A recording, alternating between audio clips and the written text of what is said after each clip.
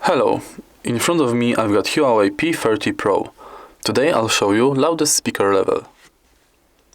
Let's find some no copyright music on YouTube and let's begin. Uśmiechem z przyjacielem dzięki limitowanej edycji Lipton Iced Tea. Miau.